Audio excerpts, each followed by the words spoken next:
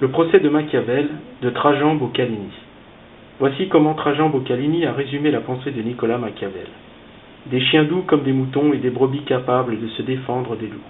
Voilà le peuple libre. Page 25. Pour cela, il aura fallu l'idée de greffer des dents de chien et non des dents de loup aux brebis, lesquelles, précisément, permettront aux brebis de s'offrir un moyen honnête de se défendre. Le procès de Machiavel, que Boccalini nous conte, est une sorte de petit traité politique où le peuple est identifié aux brebis que l'on va tondre.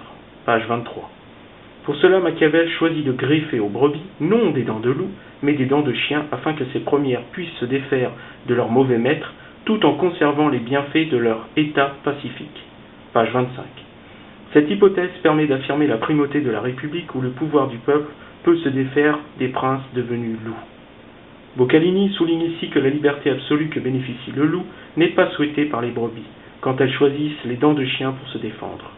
En effet, au regard de la fable de La Fontaine, le chien du berger est nourri, chauffé, logé, choyé et caressé, tandis que le loup vit dans l'inconfort et l'incertitude de la liberté, en plus de la crainte de l'homme. Page 24.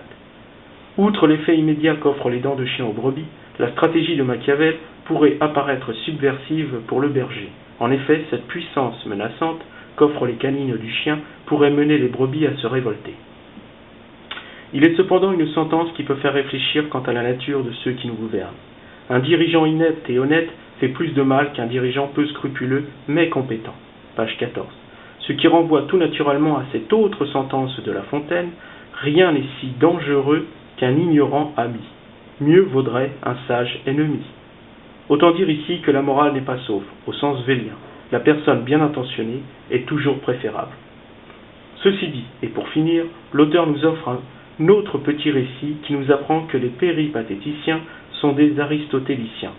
Du grec ancien, péripatétikos, qui aiment se promener en discutant à la manière d'Aristote, dont l'enseignement se faisait en marchant. Ainsi, si la pensée se met en mouvement, la raison va chercher elle-même ce qui ne vient pas à elle par soi-même.